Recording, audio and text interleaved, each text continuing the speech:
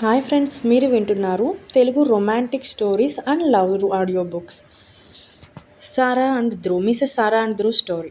ఫుల్గా తాగి పడుకున్న అతని ఫోన్ పదే పదే రింగ్ అవ్వడంతో విసుగ్గా ఫోన్ లిఫ్ట్ చేస్తాడు ధ్రువ్. హలో, ఎవరు?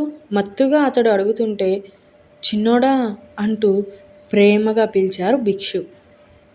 హా నాన్న, చెప్పండి అంటూ బెడ్ పైన ఒక్కసారిగా సరిగ్గా కూర్చుని మాట్లాడుతూ అడిగాడు ధ్రువ్. మనకు బిజినెస్లో తెలిసిన వ్యక్తికి మెడికల్ సీట్ కావాలి. వాళ్ళ అమ్మాయి కోసం అసలైతే నేనే వెళ్ళాలి, కానీ పెద్దోడి పెళ్ళికి ఇంకా వారం రోజులే కదా ఉన్నాయి. ఈరోజు పెళ్లి బట్టలు కొనడానికి వెళ్తున్నాము. అందుకని అతన్ని నీ దగ్గరికి పంపిస్తాను.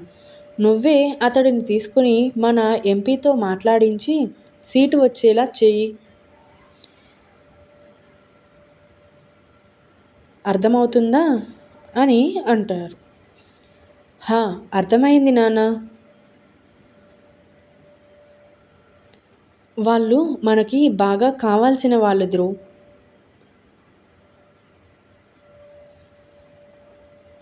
నేను చూసుకుంటానులే నాన్న.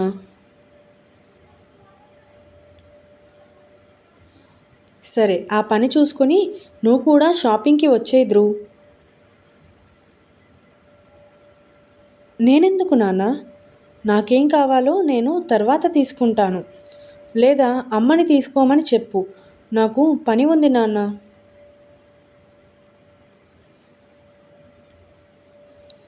పని ఉంటే తర్వాత చేసుకోవచ్చు. అసలే ఈ మధ్య నువ్వు ఇంటికి కూడా సరిగ్గా రావడం లేదు.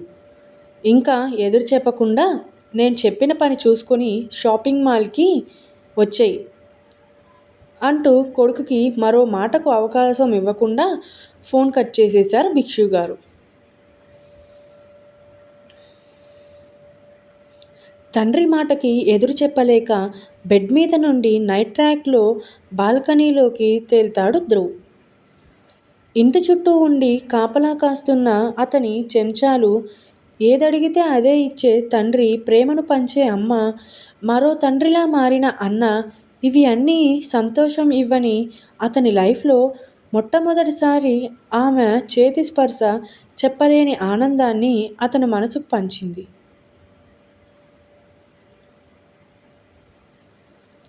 అందుకే ఎప్పుడు ఏ అమ్మాయిని తప్పుగా చూడలేదు అతని కళ్ళు.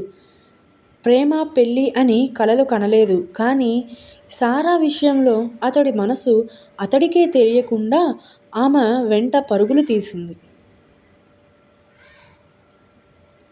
ఆమె గురించి ఏమీ తెలియకున్నా అతడి కోసం ఆమె వస్తుంది అనే చిన్న ఆశ కాస్త పెద్దగా మారి మనసు లోతులో పాతుకుపోయింది. ఇప్పుడు అదే అమ్మాయి తన ఇంట అన్నయ్య భార్యగా తిరుగుతుంది అనే ఆలోచనే అతడిని నిలవనివ్వడం లేదు.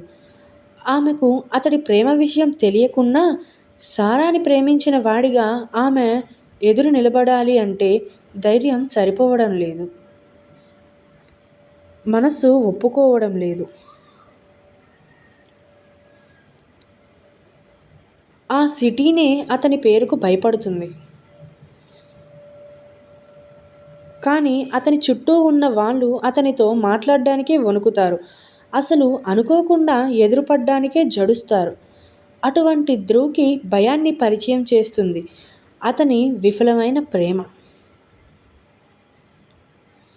ఆలోచనలు మెదడులోనే కట్టిపెట్టి బాత్ చేయడం కోసం వాష్రూమ్కి వెళ్ళి ఫ్రెష్ అయి డ్రెస్ వేసుకొని ఇంటి నుండి బయటకి వస్తాడు ధ్రువ్. బాయ్, నీకోసం ఎవరో వచ్చి చాలాసేపటి నుండి వెయిట్ చేస్తున్నారు. డీటెయిల్స్ అడిగితే నాన్న పంపించారు అని చెప్తున్నారు. నేను చూసుకుంటాను ఆ సంగతి. అమ్మ వాళ్ళు ఈరోజు షాపింగ్కి వెళ్తున్నారు. నీతో 10 మంది తీసుకుని వాళ్ళతో మీరు కూడా వెళ్ళండి. నేను నీతో వస్తాను బాయ్. సీరియస్గా దత్తు వైపు చూస్తూ, నేను చెప్పింది చెయ్యి అంతే. అని అంటారు. అలాగే బాయ్.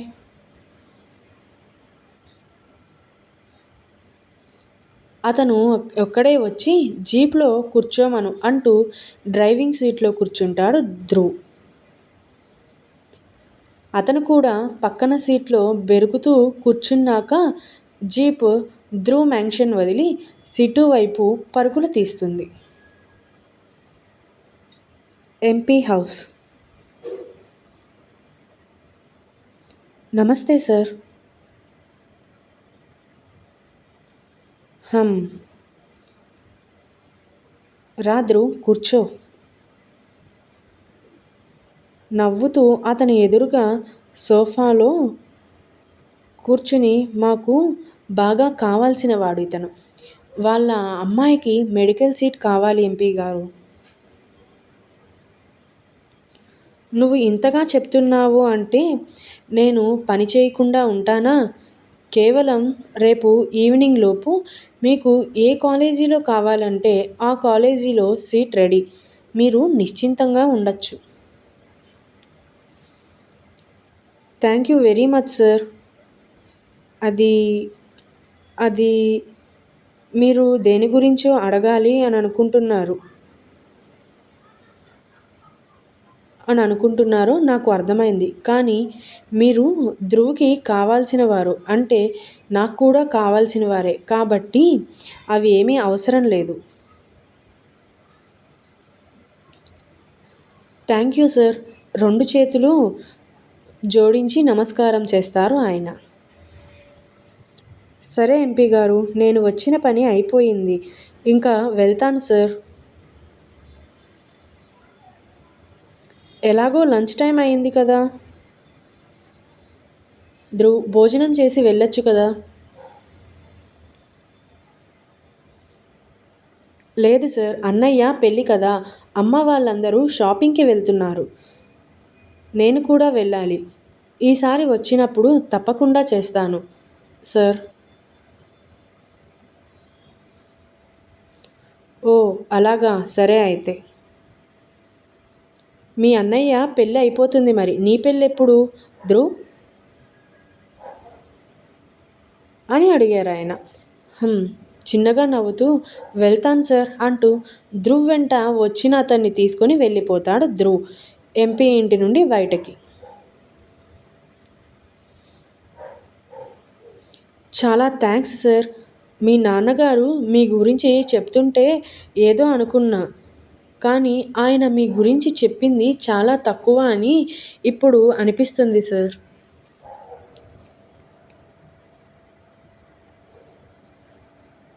మీకు సహాయం చేశాను కాబట్టి నేను మంచివాడిని అని అనుకుంటున్నారు. అదే మీరు మిస్టేక్ చేశారు అని కొడితే నేను అందరి కంటికి రౌడీగా కనిపిస్తాను. మంచి చెడు అనేది మనం చూసే కళ్ళని బట్టి మనసుకి మెదడుకి తెలుస్తుంది అంతే.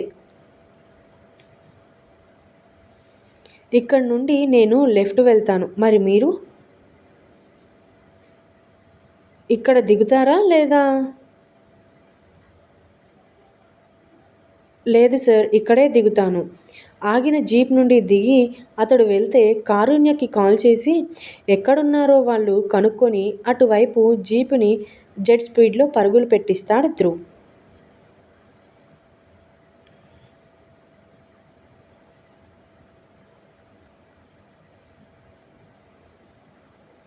సారా, ఇంకా ఎంతసేపు రెడీ అవుతావు? తొందరగా కానివ్వు. ఇప్పటికే వాళ్ళు షాపింగ్ మాల్కి వెళ్ళిపోయి ఉంటారు. అబ్బా, నేను ఇప్పుడే కదా స్టూడియో నుండి వచ్చింది. డ్రెస్ చేసుకోనివ్వు పూర్ణ. డ్రెస్ చేంజ్ చేసుకోనివ్వు పూర్ణ.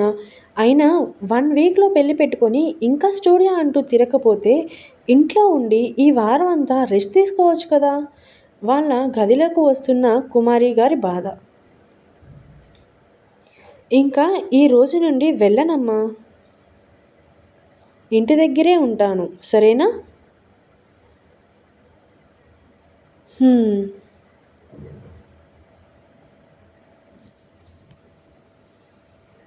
సరే అయితే స్టార్ట్ అవుదాం పదండి అంటూ గోల చేస్తున్న చెల్లి హడావిడికి నవ్వుకుంటూ అందరినీ ఇంటి బయటికి లాక్కొచ్చే టైంకి ఇంటి ముందు కారుణ్య పంపిన కారు రెడీగా ఉండడంతో ఇంటికి లాక్ చేసి షాపింగ్ మాల్కి బయలుదేరుతారు సారా కుటుంబం మొత్తం. కొద్దిసేపటికి కారు సీఎంఆర్ ముందు ఆగితే అందరూ దిగి వాళ్ళ కోసం వెయిట్ చేస్తున్న కారుణ్య ఫ్యామిలీతో కలిసి అందరి పలకరింపులు మిగిశాక చీరల సెక్షన్ వైపుకు ముందు వెళ్తారు. ధ్రువ్ కూడా అప్పుడే రావడంతో భిక్షు గారి ఇన్ఫర్మేషన్ ప్రకారం అతని కోసమే వెయిట్ చేస్తున్న మనమ్మ ధ్రువ్ రావడంతో అతన్ని అంటుకుపోతుంది ఆమె. అంత దగ్గరగా కాదు, కొంచెం దూరంగా నడువుమని అని అంటాడు. నేనే కదా బావా, పర్వాలేదులే. అందరూ వచ్చారా?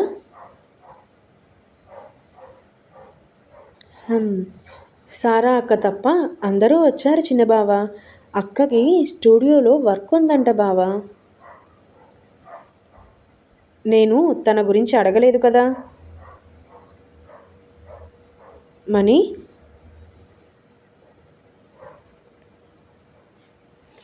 ఊరికే చెప్పాను బావా, పద పైకి వెళ్దాం అంటూ ధ్రువ్ చేతిని చుట్టేసి పై ఫ్లోర్కి వెళ్ళినప్పటికీ మిర్రర్లో చూసుకుంటూ గోల్డ్ కలర్ శారీని శాంపిల్ చూస్తున్న ఆమెకి చేతులు పెనవేసుకొని వస్తున్న వారిని చూసి వెనక్కి తిరుగుతుంది సారా. మనమ్మ మాటలకి నవ్వుతూ వస్తూ ఉన్నవాడల్లా ఆగి తన వైపే చూస్తున్న సారా చూపులకి లాక్ అవుతాడు ధ్రువ్.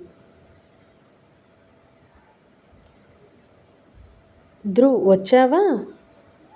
1 వీక్ నుండి ఏమైపోయావురా?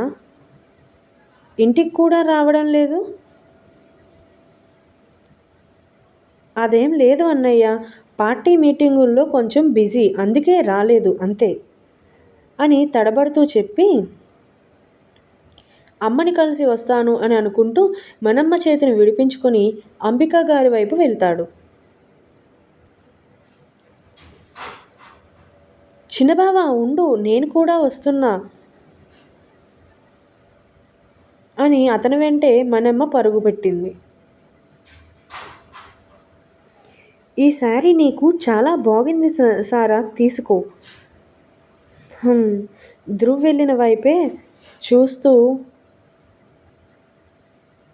తను మీ తమ్ముడిని పెళ్లి చేసుకుంటుందా అని అడిగింది. మనమ్మకి ఇష్టం. మరి మీ తమ్ముడికి?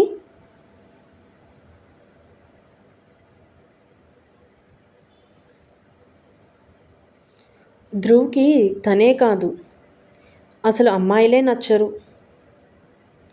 ఓ,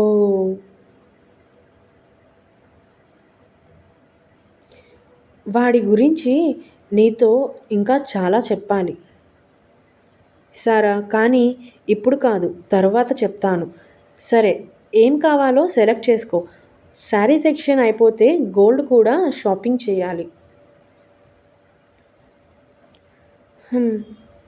సరే అంటూ కారుణ్య నుండి అందరితో జాయిన్ అవుతూ తన వైపే చూస్తున్న ధ్రువ్కి ఆ పక్కనే ఉన్న మనమ్మకు సీరియస్గా చూపులు విసిరి తల్లి పక్కన కూర్చుంటుంది.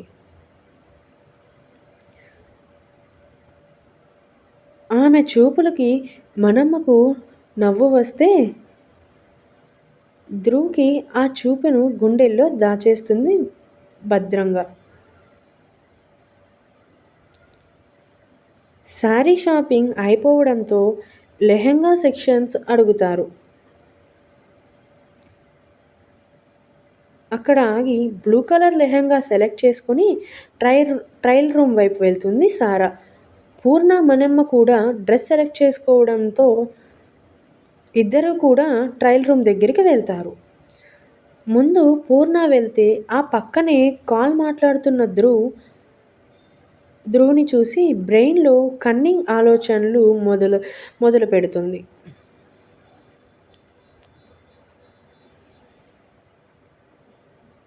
చిన్నబావ, ఇలా రా ఒకసారి అని పిలుస్తుంది. కాల్ కట్ చేసి ఆమె వైపు అడుగులు వేస్తూ ఏంటి ఏంటే అంటాడు నవ్వుతూ. బావా, అత్త నిన్ను ఈ డ్రెస్ ట్రైల్ చూడమంది. అతడు రావడానికి ముందే ఆ పక్కనే ఉన్న డ్రెస్ చేతిలో పట్టుకొని వెయిట్ చేస్తుంది మనమ్మ. ఇదా, నేను ఇలాంటివి వేసుకోను కదే. ఏమో బావా, అత్త చూడమంది. సరే, ఇలా ఇవ్వు, ట్రైల్ చూసి వస్తాను.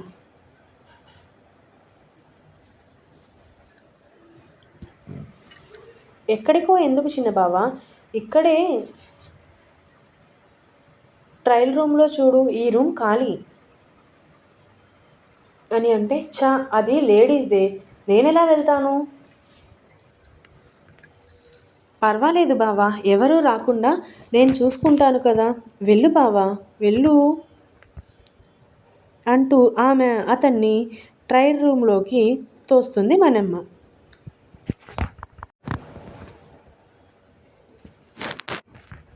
హమ్మయ్య, ఒక పని అయ్యింది అనుకుంటూ వెనక్కి తిరిగే టైంకి డ్రెస్ సరి చేసుకుంటూ ట్రయల్ రూమ్ నుండి బయటకి వస్తుంది సారా. అక్క, ఈ డ్రెస్ నీకు చాలా బాగుంది. థ్యాంక్స్, చిన్నగా స్మైల్ ఇస్తూ అందరికీ చూపించి మళ్ళీ డ్రెస్ చేంజ్ చేసుకోవడానికి ట్రయల్ రూమ్ వైపు వెళ్తుంది సారా.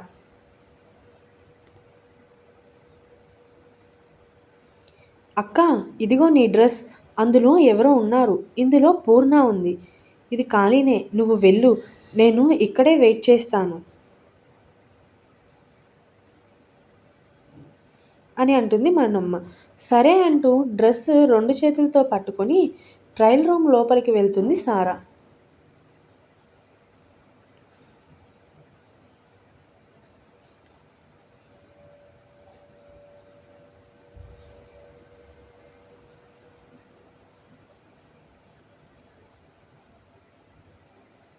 అక్క, ఇదిగో నీ డ్రెస్ అంటూ సారాకి డ్రెస్ ఇచ్చి, అందులో ఎవరో ఉన్నారక్క, అండ్ ఇందులో పూర్ణ ఉంది, ఈ ట్రయల్ రూమ్ ఖాళీనే, నువ్వు వెళ్ళు, నేను ఇక్కడే వెయిట్ చేస్తాను అని అంటుంది పూర్ణ. సరే పూర్ణ అంటూ డ్రెస్ని 2 చేతులతో పట్టుకుని ట్రయల్ రూమ్ లోపలికి వెళ్ళడానికి డోర్ హ్యాండిల్ పట్టుకోబోయేసరికి అటు నుండి డోర్ ఓపెన్ అయి బ్లూ కలర్ కుర్తాలో బయటకు వస్తూ సారా కంట్లో పడతాడు ధ్రువ్. సేమ్ కలర్ డ్రెస్లో ఉన్న ధ్రువుని చూస్తూ రెప్ప వేయడం మర్చిపోతుంది సారా. ఆమె చూపులో చూపు మిక్స్ చేసిన ధ్రువ్ని డిస్టర్బ్ చేస్తూ మోగుతున్న అతని మొబైల్ సౌండ్కి ఇద్దరూ ఈ లోకానికి వస్తే కంగారుగా ఫోన్ కట్ చేసి చుట్టూ చూస్తాడు ధ్రువ్ మనమ్మ కోసం. తను ఎప్పుడో జంప్ కనపడదు మన బాబుకి. అయినా ఇది లేడీస్ యూజ్ చేసే ట్రయల్ రూమ్ అనే కామన్ సెన్స్ లేకుండా ఎలా వచ్చావు ఇక్కడికి అని అంటుంది సారా. అది నీలాంటి వాళ్ళు అంతేలే. హేయ్, ఎక్కువగా మాట్లాడుతున్నావు.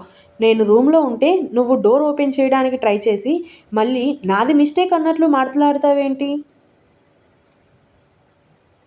అవును, నువ్వు గొప్ప అందగాడివి అని నిన్ను చూడడం కోసం నా పనులు మానుకొని మరీ వెయిట్ చేస్తున్నా అని అనుకున్నావా. నిన్ను అంటూ ముందుకు రాబోతున్న ధ్రువ్ అప్పుడే పక్క రూమ్ నుండి బయటకు వచ్చిన పూర్ణాని చూసి మాటలాపేసి సైలెంట్ అవుతాడు.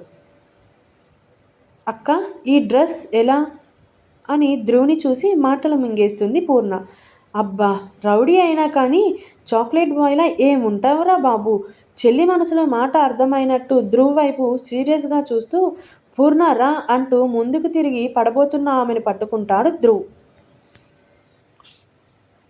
షార్ట్ బ్లౌజ్ వల్ల చేతికి తగులుతున్న సాఫ్ట్ నడుమును పట్టుకున్న అతని చల్లని చేతులు ఇద్దరి చల్లని రహితులను చేయడంతో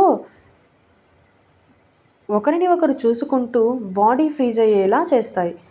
అతడి కుడి చేతిలో చుట్టుకున్న ఆమె నడుము, సారా ఎడమ చేయి పిడికిలిలో బిగుసుకున్న అతడి భుజంపై కుర్తా ఇద్దరి ఫోజ్ని పూర్ణ దగ్గరుండి నిలబడి కళ్ళు నోరు వదిలేసి చూస్తుంటే దూరం నుండి ఆ మూమెంట్ని క్యాప్చర్ చేసి సైడ్ అవుతుంది మనమ్మ. సాఫ్ట్ మ్యూజిక్తో రన్ అవుతున్న ఫోన్ రింగ్ టోన్కి ఇద్దరిని ఈ లోకంలోకి తీసుకువస్తే అతడి చేతుల్లో ఉన్న ఆమె విసురుగా పైకి లేచి సరిగ్గా నిలబడుతుంది. సారా విసురుకి చిరాగ్గా ఫోన్ లిఫ్ట్ చేసి, నీ యబ్బా ఏంట్రా నీ బాధ, ఎందుకు ఊరికే ఫోన్ చేసి అని ఇంకా ఏదో అంటున్న ధ్రువ్ని సారా సీరియస్గా చూడడంతో తిట్లాపేసి ఆమె వైపు చూసి ట్రయల్ రూమ్ లాక్ చేసుకుని కుర్తా నుండి నార్మల్ డ్రెస్లోకి మారి కాల్ మాట్లాడుతూనే వెళ్ళిపోతాడు ధ్రువ్. అతడు మాట్లాడిన మాటలని కోపంతో తలుచుకుని వేరే రూమ్లోకి వెళ్ళి డ్రెస్ చేంజ్ చేసుకుని ఫ్యామిలీతో జాయిన్ అవుతుంది సారా. బట్టల షాపింగ్ అయిపోవడంతో సారా ఎంత చెప్పినా వినకుండా మొత్తం షాపింగ్ బిల్ అతని అకౌంట్ నుండే పే చేసి జ్యువెలరీ కోసం మల్బార్ గోల్డెన్ డైమండ్స్లో తేలుతారు రెండు కుటుంబాలు. పట్టు శారీ పైకి తగ్గట్టు జ్యువెలరీ ప్యాక్ చేయించి సారాతో వేరే ఫ్లోర్కి వెళ్ళిన కారుణ్యకి డైమండ్ సెక్షన్లో కనిపిస్తాడు ధ్రువ్. ఇక్కడేం చేస్తున్నావురా నువ్వు అని భుజంపై చేయి వేసి కూల్గా అడుగుతాడు కారుణ్య. వెనకున్న సారాని చూడకుండా అమ్మకి ఎప్పటి నుండో మంచి గిఫ్ట్ ఇవ్వాలి అని అనుకున్నా, అందుకే ఎలాగో తొందరలో నీ మ్యారేజ్ ఉంది కదా అప్పుడు వేసుకుంటుంది అని ఈ సెట్ సెలెక్ట్ చేశా, ఎలా ఉంది? సూపర్ రా నీ టేస్ట్ అని అంటాడు కారుణ్య. నువ్వెందుకు వచ్చావో మరి? నేనా, ఇదిగో సారా కోసం, తనకి సింపుల్గా ఉండే సెట్ తీసుకోవాలి రిసెప్షన్ కోసం అని తన వెనకున్న సారాని చూపిస్తాడు కారుణ్య. కమ్ సారా, నీకు ఏది నచ్చితే అది తీసుకో. ధ్రువ్ చూపులు ఆమెనే గుచ్చుకోవడంతో కాన్సన్ట్రేషన్ తప్పి ఎంత టైం గడుస్తున్నా చూస్తూ ఉంటుంది కానీ సెలెక్ట్ చేయదు సారా. సారా, ఎంతసేపు? నాకు ఏది సెలెక్ట్ చేయాలో తెలియడం లేదు సార్.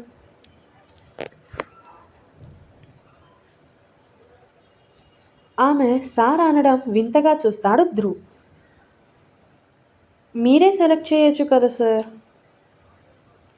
అమ్మో నాకు రాదు అని ధ్రువ్, నువ్వు సెలెక్ట్ చేయి, అమ్మకి ఎంత మంచిది సెలెక్ట్ చేశావో సారాకి కూడా అలానే ఉండేలా సెలెక్ట్ చేయి అని అంటాడు. నేనా? సారా వైపు అన్న వైపు మార్చి మార్చి చూస్తాడు ధ్రువ్. నువ్వే, తొందరగా కానివ్వు, టైం అవుతుంది అని అంటాడు కారుణ్య. 10 నిమిషాలు వెతికి ఆమె ముందు 2 సెట్స్ పెట్టి, నాకు ఇవి నచ్చాయి, మీకు ఏది సెట్ అయితే అది తీసుకోండి అంటూ సైడ్కి నిలబడతాడు. సేల్స్ మ్యాన్ ట్రయల్ చూసుకోండి మేడం అని చెప్పడంతో జాగ్రత్తగా సెట్ని చేతిలోకి తీసుకొని వేసుకోబోతున్న ఆమెకు హెయిర్ని ముందుకు వేసి వెనుక చైన్స్ టైట్ చేస్తూ హెల్ప్ చేస్తున్న కారుణ్యని దాటి ఆమె చూపు ముందు ఉన్న మిర్రర్లో కనిపిస్తున్న ధ్రువ్పై నిలుస్తుంది. రెండూ చూసుకుని మారిన అతని ముఖ కదలికలు బట్టి second bridal diamond necklace set select చేసుకుంటుంది సారా. షాపింగ్ ఆఫ్టర్ లంచ్ కూడా బయట రెస్టారెంట్లో పూర్తి చేసి ఎవరి ఇళ్లకు వాళ్ళు స్టార్ట్ అవుతారు.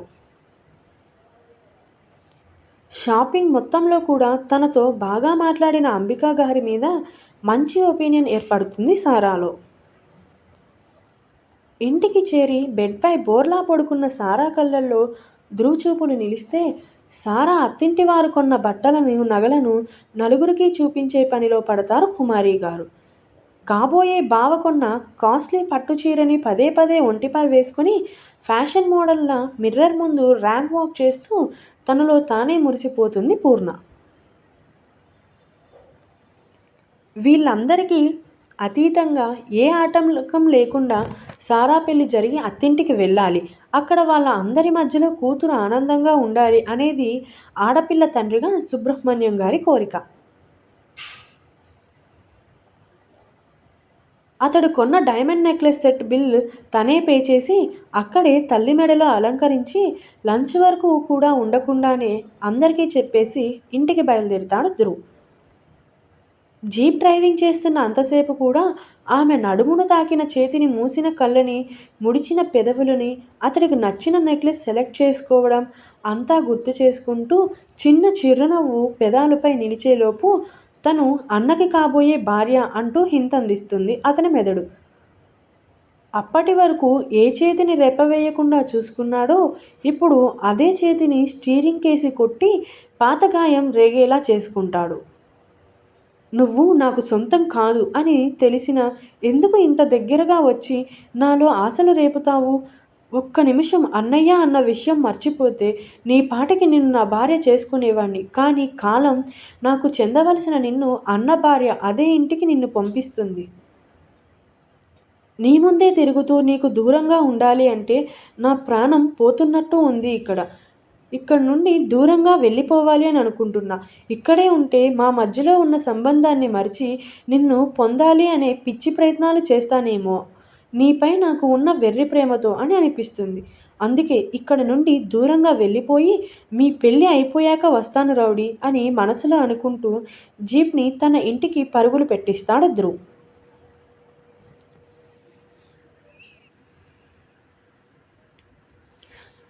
రూమ్లో కూర్చున్న ఆవిడ శాస్త్రి గారు చెప్పిన మాటల గురించి ఆలోచిస్తూ ఉండగా, ఏమైంది, ఎందుకలా ఉన్నావు అంబిక? ఫ్రెష్ అయి వచ్చిన భిక్షు గారిలో అనుమానం. ఏమీ లేదండి, ఉదయం నుండి తిరుగుతూ ఉన్నాం కదా, కొంచెం బ్యాక్ పెయిన్ వస్తుంది అంతే. ఓ, అయితే ముందు వెళ్ళి ఫ్రెష్ అయ్యిరా. కొంచెం రెస్ట్ తీసుకుంటే అంతా సెట్ అయిపోతుంది. వెళ్ళి ఫ్రెష్ అయ్యిరా అని అంటారు భిక్షు గారు. అని టవల్ తీసుకుని వాష్రూంలోకి వెళ్ళి ఫ్రెష్ అయి వచ్చిన ఆమెకు ఈసారి ఆలోచనలో కనిపిస్తారు భిక్షు గారు. నన్ను ఆలోచించొద్దు అని మీరేం ఆలోచిస్తున్నారండి అని మిర్రర్లో చూసుకుంటూ బొట్టు సరి చేసుకొని అడుగుతారు అంబికా గారు. మన చిన్నోడి గురించి.